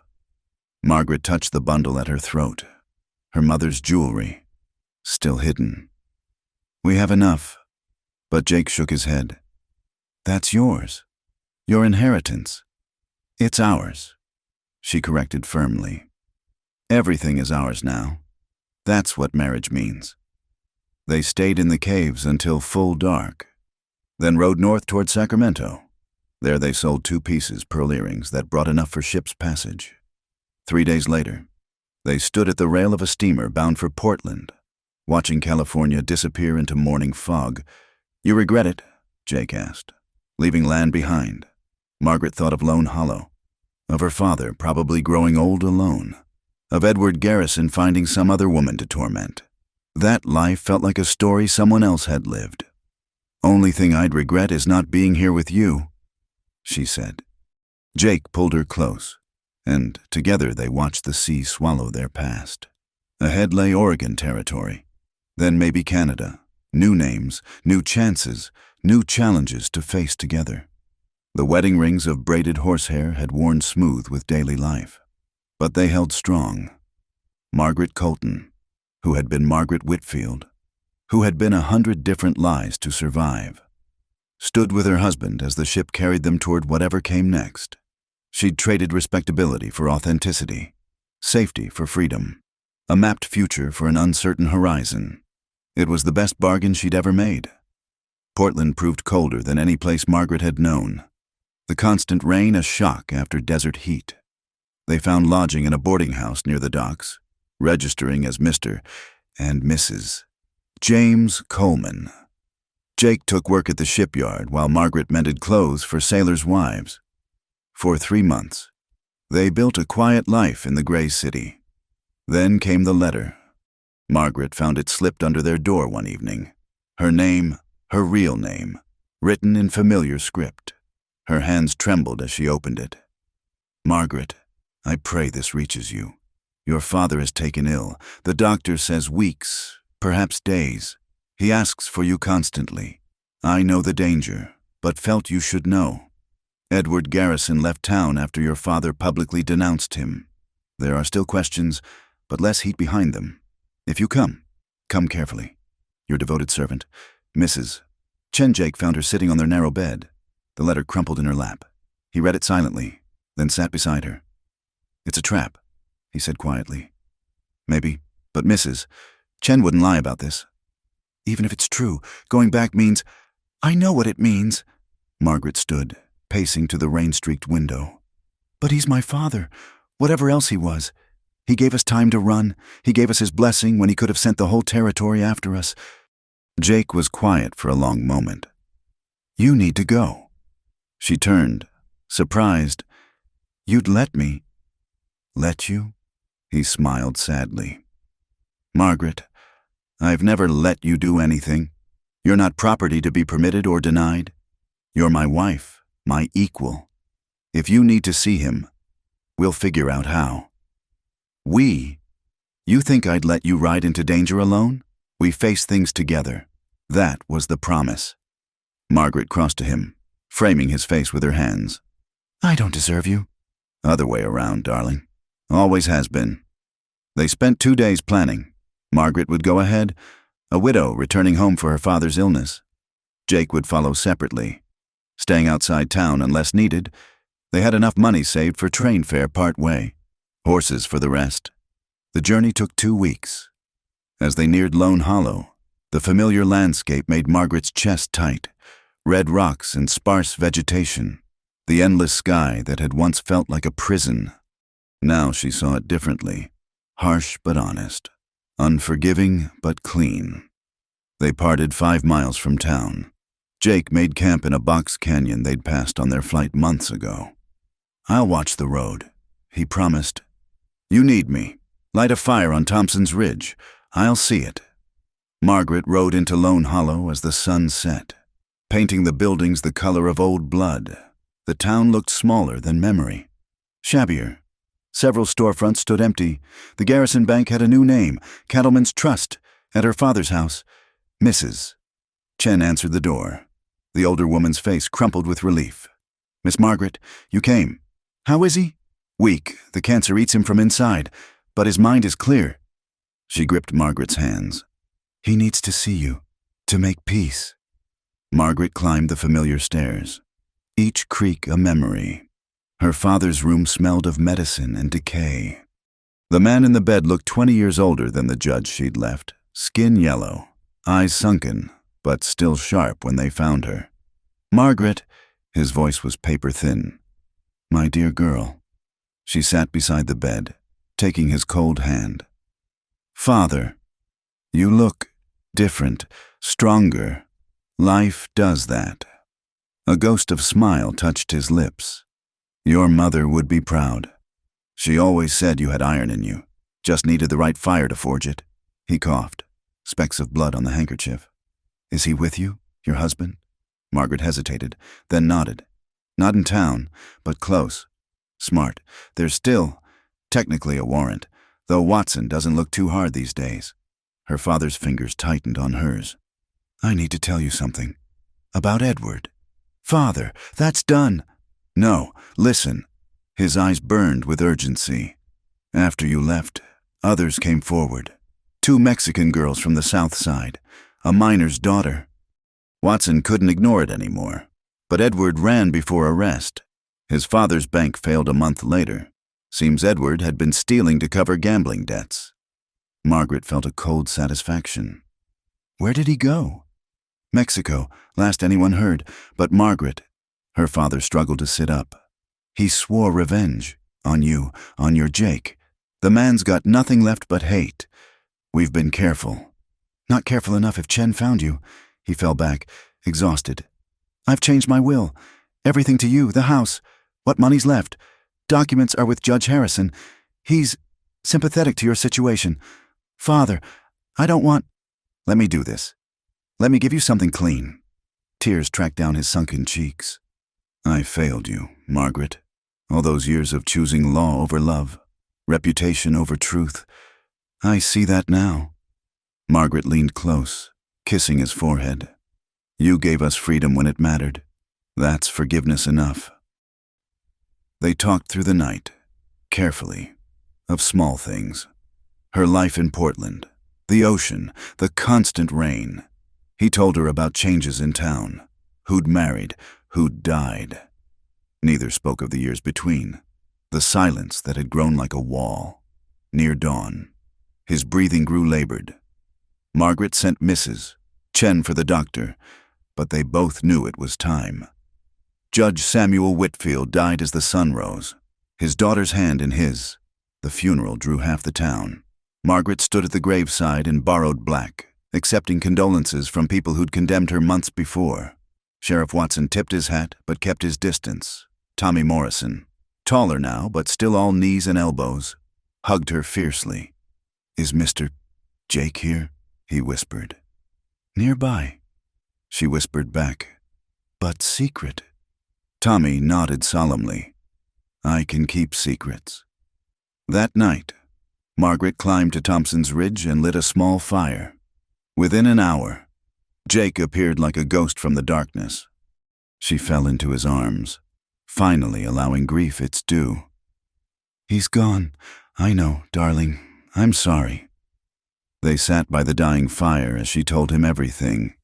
When she mentioned Edward's threats, Jake's face hardened. We need to leave. Tonight. After I settle the estate. A few days. Margaret. He gripped her shoulders. If Edward has contacts here, he already knows you're back. We can't risk... The shot came from nowhere, spinning Jake sideways. Margaret screamed as he fell, blood spreading across his shirt. A figure emerged from the shadows. Edward Garrison, thinner than before, eyes mad with hate. Did you think I wouldn't watch? Wouldn't wait? He kept the gun trained on Jake, who was trying to reach his own weapon despite the wound. Judge's daughter and her saddle trash. Perfect targets against the fire. Edward, please. Shut up. He swung the gun toward her, then back to Jake. Couldn't decide who to kill first. Him for taking what was mine, or you for letting him. But watching you see him die, that's better. Jake had managed to prop himself against a rock, hand pressed to his shoulder. The wound bled freely, but didn't look immediately fatal. His eyes met Margaret's with desperate meaning. Keep him talking. I was never yours, Margaret said, stepping sideways to draw Edward's attention. Even before Jake, I was never yours. Your father promised. My father was wrong. You can't promise people like cattle. Edward's laugh was ugly. Cattle, that's good. That's what you became, isn't it? His little heifer, spreading your legs for any drifter who... The rock Margaret threw caught him in the temple. As he staggered, Jake's gun cleared leather. The shot was clean. Center mass. Edward looked surprised as he fell, gun tumbling from nerveless fingers. Margaret rushed to Jake, tearing strips from her skirt to pack the wound. How bad? Had worse. His voice was strained but steady. Clean through, missed the lung. Hoofbeats thundered up the ridge. Sheriff Watson appeared, gun drawn. Taking in the scene, Edward's body. Jake wounded. Margaret blood-covered and fierce. Heard shots, Watson said carefully. Garrison? He ambushed us, Margaret said. Shot first, Jake defended us. Watson holstered his weapon, surprising them. Been half expecting this since Garrison snuck back to town. Man was fixing to kill someone. He studied Jake. You're Colton. I am. Got a warrant for you. Escape, assault. Watson rubbed his jaw. Course, man can't escape if he was never properly arrested. And seems to me the assault was self-defense, given Miss Whitfield's testimony. Margaret stared. Sheriff? Your father was a hard man, but fair. Last month's. He talked a lot about justice versus law. Made me think. Watson moved to check Edward's body. I'll need statements, but seems clear. Garrison attacked, Colton defended, justified shooting. The next hours blurred together. Doc Morrison, Tommy's uncle, tended Jake's wound. Margaret gave her statement, carefully truthful. By dawn, Jake was bandaged and resting in the Whitfield house while Edward's body went to the undertaker. Will there be trouble? Margaret asked Watson. From who? Garrison's got no family left. The Mexican families he hurt might even thank you. The sheriff paused at the door. Your father asked me once what I'd do if my daughter was in danger. Would I follow the law or protect her? I know my answer now. Jake healed slowly. For 2 weeks, they stayed in Margaret's childhood home while she settled affairs. The house sold quickly to a new banker from Tucson. Her father's books went to the courthouse library. Everything else fit in 2 wagons. On their last night, Margaret stood in her old room, journal in hand. So much had happened since she'd written those desperate words. She added a final entry. November 3rd, 1883. Tomorrow we leave Lone Hollow forever. Jake says Oregon has good horse country, that we can build something real there. I believe him. This place that nearly killed me also gave me life, forced me to choose between existing and living. The girl who wrote in these pages is gone. In her place stands a woman who knows her own strength. I will take my mother's jewelry and my father's blessing.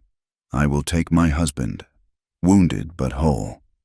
Most of all, I will take the knowledge that love is not about safety, but about courage. Mother was right. I chose brave. She closed the journal and packed it with the others.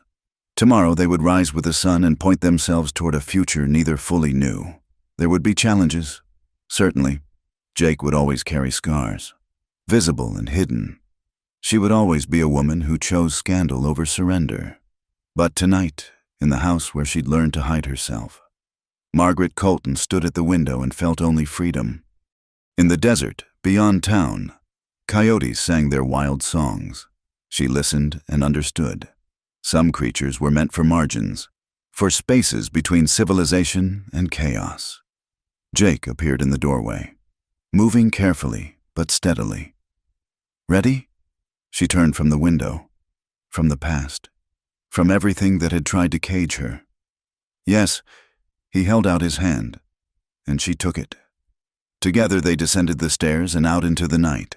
Above them, stars filled the endless sky, each one a promise that the world was vast enough for people who refused to fit its narrow spaces. In the morning, they would leave. But tonight, they were simply together. 2 souls who'd found each other in the wilderness and chosen to make their own trail through whatever came next. It was enough.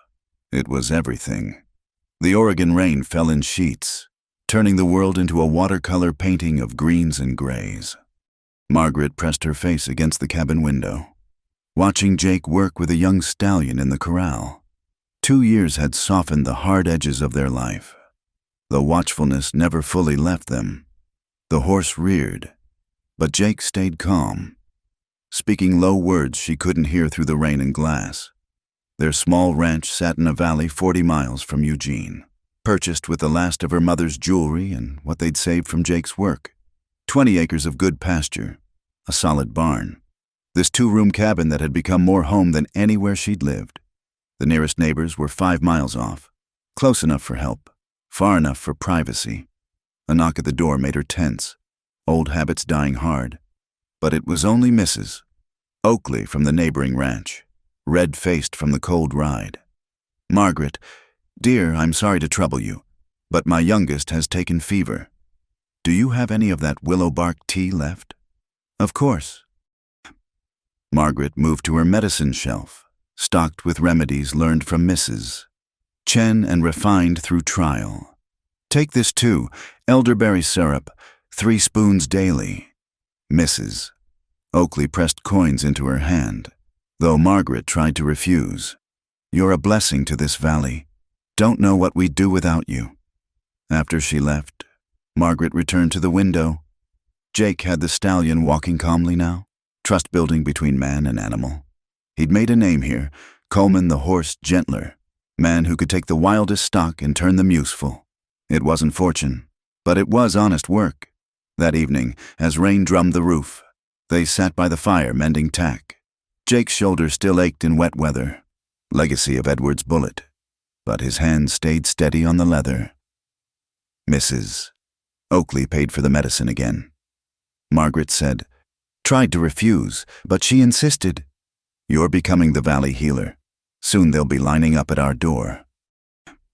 Would that be so bad? It's good work, helping people. Jake looked up from his stitching. That what you want, to be a healer? Margaret considered. In Lone Hollow. She'd been decoration, trained for nothing but marriage and management. Here, necessity had taught her skills. Animal doctoring, human healing, even helping birth babies when the nearest doctor was 2 days away. Each person helped meant roots sunk deeper in this rain-soaked soil. I want to be useful, she said finally. To matter for what I do, not who my father was.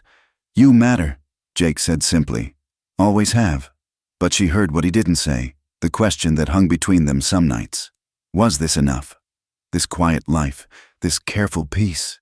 Sometimes she caught him staring south, toward the desert they'd fled. Not with longing, but with the watchfulness of a man who knew peace was temporary, that the past had ways of reaching forward. A month later, the past arrived in the form of Tommy Morrison. Margaret was tending her herb garden when a rider appeared on the road. Even at distance, she recognized the gangly frame, though he'd grown tall in the 3 years since she'd seen him.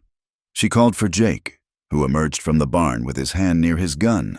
But Tommy's face held only joy as he swung down from his tired horse. I found you. Took forever, but I found you. Margaret embraced the boy. Young man now, she corrected herself. He was 16, maybe 17, with the beginnings of beard and the calloused hands of working life. How? Jake asked, still wary. Asked around, carefully. Tommy added quickly. Just said I was looking for horse trainers. Man in Eugene mentioned Coleman out in the valley, said he worked miracles with horses. His grin widened. Figured there couldn't be too many miracle workers named Coleman who looked like Mr. Jake. They brought him inside, fed him stew and cornbread while he talked. Lone Hollow had continued shrinking after they left. The silver mine played out. People moved on to better prospects. Mrs. Chen had gone to San Francisco to live with cousins. Sheriff Watson had retired, moved to his daughter's farm. Why'd you leave? Margaret asked. Tommy's face darkened. Nothing there for me. Uncle Doc died last winter. Aunt Martha said I could stay, but she's got her own boys to feed. He looked between them hopefully. Thought maybe, if you needed help here. Jake and Margaret exchanged glances. Whole conversations in a look. Another mouth to feed, but also another pair of hands. More importantly, someone who'd proven his loyalty, who'd kept their secrets. Can you work horses? Jake asked. You taught me some. Back in Hollow, I remember everything. We can't pay much. Board and food. Little extra when we sell stock. Tommy's face lit up. That's all I need. Just belonging somewhere again. Margaret reached across the table to squeeze his hand. Then you belong here. Tommy settled into the tack room like he'd always been there. He had Jake's patience with horses and Margaret's quick mind for learning. Within weeks, he was handling the simpler training while Jake worked the difficult cases. Evenings. Margaret taught him letters and numbers, making up for the schooling he'd missed. Their first Oregon winter tested them all. Snow piled to the windows. They ran low on feed, rationing carefully to keep the horses alive. Margaret stretched their food supplies with creativity born of necessity, but they survived. And spring brought unexpected bounty 3 mares foaled healthy. and word spread about the Coleman Ranch producing quality stock. By summer, they had enough saved to expand the cabin. As they raised the new walls, neighbors came to help. The Oakleys, the Millers from upriver, even stern Mr.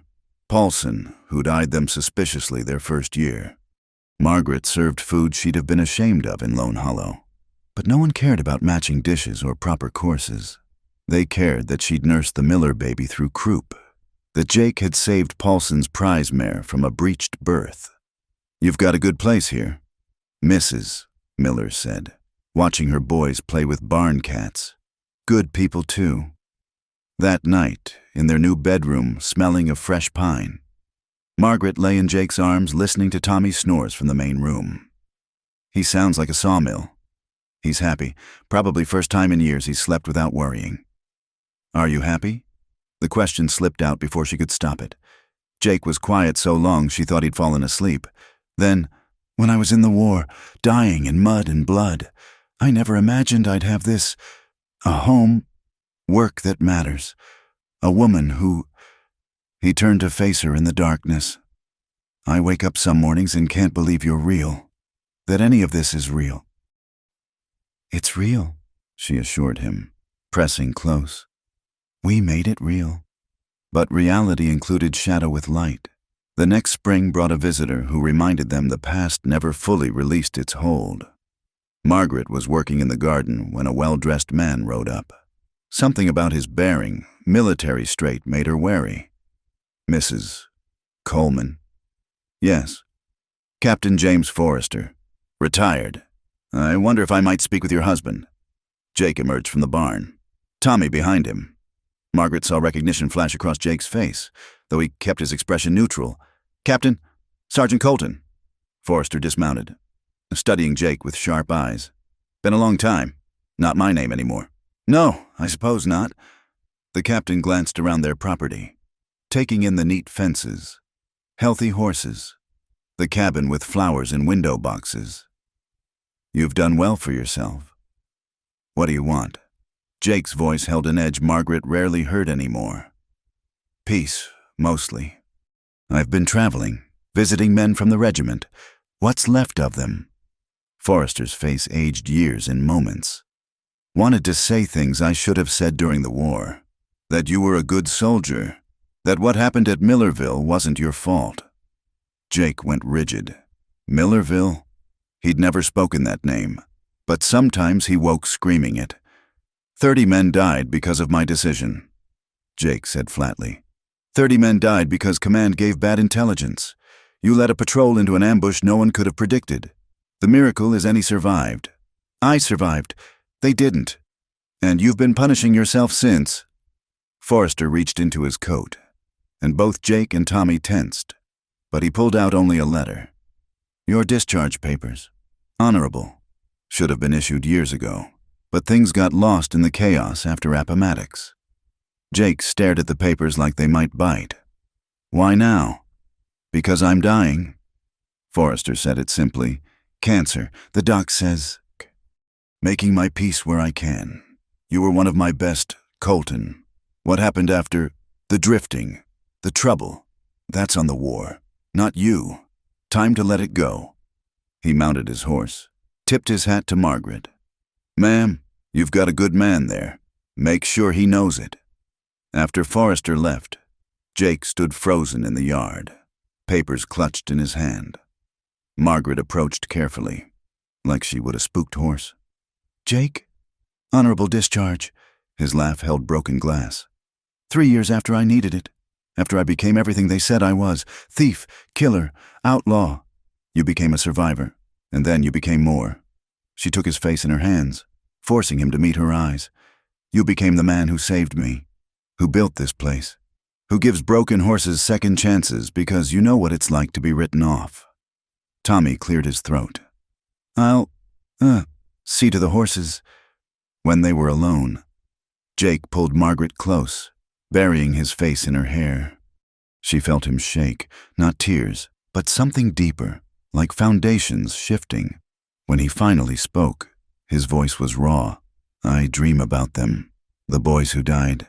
Wake up smelling blood and powder." He pulled back to look at her. What if I'm never really free of it? Then we carry it together, like everything else. She kissed him softly. That's what love does, shares the weight until it's bearable. That night, Jake told her about Millerville, the bad maps, the certain trail that became a box canyon, Confederate sharpshooters on the ridges, his men falling like wheat, his own desperate charge that broke their line but came too late, living when better men died, carrying their ghosts through every town he drifted through after. Margaret listened, held him, offered no platitudes about God's plan or meant to be. Sometimes survival was just chance, and healing was just choosing to continue despite the weight. They'd both learned that truth. Summer arrived with unusual heat, turning their Green Valley golden. Jake trained horses. Margaret tended sick neighbors. Tommy grew another inch and started making eyes at the Oakley's eldest daughter. Life found its rhythm. Then came the night everything changed. Margaret woke to Jake sitting bolt upright, hand reaching for his gun. Someone's coming. They dressed quickly. Tommy appearing from his room with his own rifle. Through the window, they could see torches approaching. Too many for neighbors. Too organized for drifters. Margaret, take Tommy and... No. She loaded her rifle with steady hands. We stand together or not at all. The riders stopped at their gate. 6 men, badges glinting in torchlight. The lead man, tall and graying, called out, Jake Colton, U.S. Marshals. We need to talk. Jake stepped onto the porch, rifle casual but ready. That's not my name. No, but it's who you were. And there's the matter of a murder in Texas, 5 years back. Man named Harlan. Margaret's blood chilled. Jake had mentioned Harlan, the man who'd tried to rob him when he was already starving, who'd drawn first but died second. Self-defense, Jake said. Maybe, but there's paper on you. Has been for years. The marshal dismounted, hands visible. Name's Walsh. Here's the thing. Harlan's brother just confessed to hiring his killing. Seems Harlan was skimming from their shared business. Brother wanted him gone. Set you up to do it, knowing Harlan would push a desperate man. Jake lowered his rifle slightly. Why tell me? Because the brother's confession clears you, but official paperwork takes time. Months, maybe. Walsh studied their little ranch.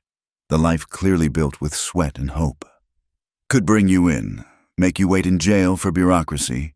Or I could report we found Jake Colton dead, buried in an unmarked grave outside Portland. Man calling himself Coleman has papers saying he's someone else entirely. Honorable discharge and all. Understanding dawned. Margaret stepped forward. What do you want? Nothing. Walsh's smile was tired. Been chasing ghosts for 20 years. Sometimes justice is letting a man become who he was meant to be. He remounted. We'll camp tonight, ride out tomorrow. After that, Jake Colton is dead and buried. What James Coleman does with his life is his business. The marshals left at dawn. True to their word, Jake stood in the yard watching dust settle in their wake. Discharge papers in one hand, Margaret's hand in the other. It's over, he said, wonder in his voice. Really over. No, Margaret corrected gently. It's beginning. Jake Colton died with his ghosts. James Coleman gets to live. Tommy appeared with coffee, grinning. So what do the living do on a morning like this? Jake laughed, full and free in a way Margaret had never heard. They work horses. They build fences. They thank God for second chances. He pulled Margaret close, kissed her in the morning light. They love their wives and raise their families and maybe, finally, believe they deserve it. Margaret thought of the girl she'd been, trapped behind windows in Lone Hollow, writing desperate words in a hidden journal. That girl couldn't have imagined this, standing in Oregon sunshine, rifle-calloused hands held by a man who'd walked through hell to find peace. But that girl's courage, her refusal to accept slow death by propriety, had led here. We all deserve it, she said. We just had to fight harder than most to claim it. The sun climbed higher, warming the valley. There were horses to train, sick neighbors to tend, a life to build on the foundation of shared survival. Jake Colton was dead. James and Margaret Coleman had work to do, and all the time in the world to do it. Together, they turned toward their house, their home, and the future they'd carved from wilderness, one choice at a time. 5 years later, the morning fog rolled across the valley like a living thing, turning the world soft and dreamlike. Margaret stood on the porch of their expanded house, 4 rooms now, with glass windows and a proper kitchen, watching the sun burn through the mist. In the pasture, their horses grazed peacefully, 30 head of the finest stock in Oregon. "Mama, look!" A small voice piped up beside her. 4-year-old Sarah Coleman held up a handful of wildflowers, her dark hair, Jake's hair, tumbling over her shoulders. "Pretty, beautiful, sweetheart." Margaret knelt to accept the bouquet, thinking how this little girl carried pieces of both parents, Jake's coloring and quiet strength, Margaret's fierce determination and quick mind. "Should we put them in water for Papa?" Sarah nodded enthusiastically, then stopped. "Tommy!" Thomas Morrison, no longer a boy but a man of 22, emerged from the barn, his wife Anna beside him. They'd married 2 years ago, a sweet ceremony in the meadow behind the house. Anna, the eldest Oakley daughter, had proven perfect for their makeshift family, practical, kind, unafraid of hard work. "Morning, little one." Tommy scooped Sarah up, making her squeal with delight. "You helping your mama again?" "Always helping," Sarah declared seriously, sounding exactly like Margaret. Jake appeared from the training corral, moving with the easy grace of a man at peace with himself and his place. The years had added lines around his eyes and silver to his temples, but he looked younger somehow than when Margaret first saw him in Lone Hollow. The weight of old ghosts finally laid to rest. "Letter came," he said, holding up an envelope. "From Eugene." Margaret recognized the bank's seal. Inside, she found what she'd been hoping for, approval for the loan to buy the adjacent 20 acres. With Tommy as partner now, they needed more space for their growing operation. "We got it?" Anna asked eagerly. "We got it." Margaret smiled at the younger woman's excitement. "Coleman Horse Ranch is about to double." They celebrated with breakfast on the porch, Sarah chattering about everything and nothing while the adults planned where to put new paddocks, which bloodlines to develop, how many hands they'd need to hire. It was good talk, future talk, the kind that built something lasting. After breakfast, while Jake and Tommy worked horses, Margaret set out on her rounds. What had started as helping neighbors had grown into something more. 3 days a week, she rode the valley with her medical bag, tending everything from broken bones to difficult births. The nearest doctor was still 2 days away, making her skills literally life-saving. Her first stop was the widow Harrison's place. The elderly woman had fallen last week, bruising her hip badly. Margaret found her sitting up, color better than days before. "That liniment of yours works miracles." "Mrs.," Harrison said. "Pain's nearly gone. Movement helps too. Gentle walks, just to the gate and back." As Margaret rebandaged the hip, "Mrs." Harrison studied her. "You ever think of teaching others? Plenty of young women could use your knowledge." The idea had occurred to Margaret before. So many frontier women faced medical crises alone, without skills or supplies. Perhaps, when Sarah's older, that little one's already wild as her papa. "Mrs." Harrison smiled. "Saw her on that pony last week, 4 years old and riding like she was born to it." "She was," Margaret said simply. It was true. Sarah had inherited both parents' connection to horses, sitting a saddle before she could properly walk. The rounds continued through the day. The Patterson farm, where she delivered a tonic for their colicky baby. The new settlers from Germany, where she helped translate symptoms into treatment despite the language barrier. The Miller place, where she taught the eldest daughter to suture cuts on a piece of leather, the girl's hands steady and sure. By late afternoon, Margaret was tired but satisfied. This was work that mattered, skills no one could take away. She'd come far from the girl who could only embroider and pour tea. Riding home, she crested the hill that gave the best view of their property. The sight still caught her breath. Green pastures dotted with horses. The sturdy house with smoke rising from the chimney. The barn Jake and Tommy had built with their own hands. But it was the people that made it home. Tommy and Anna in the garden. Their own baby due come winter. Jake in the corral with Sarah on his shoulders, teaching her to read horses' moods from their ears and tails. As she watched, a rider approached from the main road. Margaret tensed from old habit, then relaxed as she recognized Pastor Williams from Eugene. He visited occasionally, bringing news from the wider world. By the time she reached the house, Williams was sharing coffee with Jake while Sarah showed him her collection of pretty rocks. The pastor was younger than most, with kind eyes and an easy manner that made him popular throughout the valley. "Mrs. Coleman," he greeted her. "I was just telling your husband, there's talk of Oregon achieving statehood soon. Big changes coming." "Good changes?" Margaret asked, settling beside Jake. "Mostly, though it'll bring more laws, more civilization." William smiled. "Some folks worry about that, like things wild. Wild's overrated."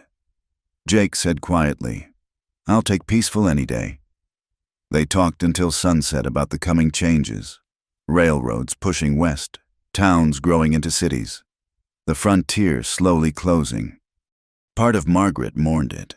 The freedom they'd found here came partly from civilization's absence, but she thought of Sarah, of Tommy's coming child, and knew progress was inevitable. After Williams left, the family gathered for supper. Anna had mastered Margaret's recipes and added her own touches. Sarah entertained them with a rambling story about her pony's adventures. Tommy and Jake debated bloodlines and training methods. It was beautifully ordinary. A far cry from formal dinners in Lone Hollow, where every word was weighed and measured. Later, after Sarah was asleep and Tommy and Anna had retired to their cabin, Margaret and Jake sat by the fire. She was mending one of his shirts while he carved a toy horse for Sarah. The comfortable silence between them was one of marriage's gifts, the ability to be together without words. "Pastor Williams asked if I'd consider being a church elder," Jake said eventually. Margaret looked up, surprised. "What did you say?" "That I'd think about it." He focused on his carving. "Strange, isn't it? Jake Colton, outlaw and killer, asked to be a pillar of the community. Jake Colton is dead, remember? James Coleman is a respected horse trainer and good neighbor." She set aside her sewing to touch his hand. "You've earned their trust. That matters. Sometimes I still feel like I'm playing a part, like any moment someone will see through it." "We're all playing parts," Margaret said. "The difference is we chose ours instead of having them assigned." She thought of her mother, dying young after years of playing perfect judge's wife. "At least our performance is honest." Jake turned the wooden horse in his hands, examining it from all angles. "Sarah asked today why she doesn't have grandparents like the other children." Margaret's chest tightened. They'd known this would come eventually. "What did you tell her?" "That they lived far away and couldn't visit." She accepted it for now, but when she's older, we'll tell her more. How her grandmother was brave and kind. How her grandfather found courage at the end. Margaret paused. "We'll tell her she comes from people who chose love over easy paths. And my side. Do I tell her about the war, the drifting, the violence? You tell her that her father survived terrible things and chose to be gentle anyway. That strength isn't about never falling, it's about getting back up." Jake set aside the carving to pull her close. "How'd I get so lucky?" "Luck had nothing to do with it. We fought for this, remember?" They sat watching the fire die to embers, each lost in thought. Tomorrow would bring its own challenges, horses to train, people to heal, a ranch to run. Sarah would grow and ask harder questions. Oregon would become a state, bringing law and order to places that had known neither. The Wild West was ending, replaced by something more stable but less free. But tonight, in this house built by their own hands, surrounded by the life they'd carved from nothing, Margaret and Jake Coleman were simply themselves, not the judge's daughter and the outlaw, but two people who'd chosen each other against all odds and made that choice work through stubbornness, courage, and love. A coyote called in the distance, answered by another. The sound no longer meant loneliness to Margaret. It meant wildness survived, adapted, found its place even as the world changed around it. Like they had? Bed? Jake asked. Soon? She leaned into his warmth, thinking of all the nights they'd had and all the ones still to come. Just a little longer. He understood, as he always did. They stayed by the dying fire, holding each other and the life they'd built, while outside the Oregon night wrapped around their home like a blessing. In the morning, Sarah would wake demanding stories and breakfast. Tommy would have the horses ready for training. Anna would need help with the garden. Neighbors would come with ailments and purchases. Life would continue in its beautiful, ordinary way. But for now, in the quiet darkness, Margaret allowed herself this moment of perfect contentment. She'd written once in her journal that she was dying by degrees in Lone Hollow. Here, now, she was living by degrees, each day fuller than the last. Each year adding layers to a life she'd never dared imagine. I love you, she whispered to Jake. Love you too, he replied, pressing a kiss to her hair. Always. Always. It was a word she'd learned to trust, carved out of choices made daily to stay, to build, to believe in the future they'd created. The girl who'd hidden her journal in her heart would be amazed at the woman who sat here now. Mother, healer, rancher's wife, keeper of a dozen small miracles. Margaret smiled in the darkness, thinking of that girl with compassion and gratitude. Without her desperate courage, none of this would exist. The broken places had healed stronger. The wild heart had found its home. Tomorrow would come with its demands and gifts. But tonight, Margaret Coleman sat in the circle of her husband's arms, in the house they'd built, on the land they'd claimed, living the life they'd chosen. It was enough. It was everything. The fire settled with a soft sigh, sending sparks up the chimney like prayers. Outside, the coyotes sang their ancient songs. Inside, two hearts beat in rhythm, proof that sometimes the most impossible love stories were the ones that lasted. In the end, that was the only truth that mattered. They had chosen brave, and brave had led them home. Thank you, dear listeners, for joining me on this wild journey through the American frontier. I hope Margaret and Jake's story touched your heart as it did mine. If you're listening to this tale, I'd love to know where in the world you are. Drop a comment below and let's connect across the miles, just as our characters connected across the harsh desert. Don't forget to subscribe to the From Wild West channel for more authentic stories of love, courage, and survival from America's untamed past. Share your thoughts about Margaret and Jake's journey. What moments moved you most? What choices would you have made in their boots? Until we meet again on the dusty trails of another tale, keep riding toward your own horizon. Partners, happy trails.